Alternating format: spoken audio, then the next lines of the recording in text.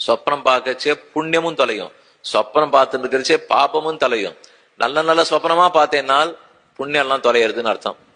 பயங்கரமா ஏதோ எழுந்து உட்கார்ற மாதிரி சொப்பனம் பார்த்தேன்னால் பாப்பம் ஒண்ணு தொலைஞ்சதுன்னு அர்த்தம். சுவாமி அது முழிச்சுட்டு இருக்கிறச்சே தொலைக்க கூடாதான்னால் மாட்டேங்கிறானே. முழிச்சுட்டு இருக்கிறச்சே தொலைக்கலாம், தொலைக்கிறதுக்கு நல்ல காரியம் பண்ண வேண்டாமா? பண்ணல. தூங்கிட்டு இருக்கிறச்சே இவனுக்கு ஒண்ணு பண்ண முடியாது பாருங்க. பெருமாள் சரியா அப்பதான் பிடிச்சுக்கிறார். இவனுக்கு இருக்கிற சின்ன சின்ன புண்ணியங்கள் எல்லாம் சொப்பனத்துல நல்லதெல்லாம் கொடுத்து தீர்த்துருவோம். சின்ன சின்ன பாபங்கள் எல்லாம் சொப்பனத்துல இவனை பயப்பட வச்சு தீர்த்துருவோம். நம்மை அறியாமல் தூங்கி கொண்டிருக்கும் போதும் கர்மங்கள் கழிகின்றன.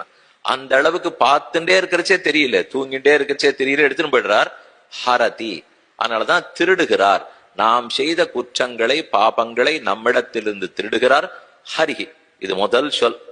அதனாலதான் காத்தால் எழுந்த உடனே ஹரி ஹரி ஹரி ஹரி ஹரி ஹரி ஹரி என்று 7 தடவை சொல்லி வைத்தோம்னா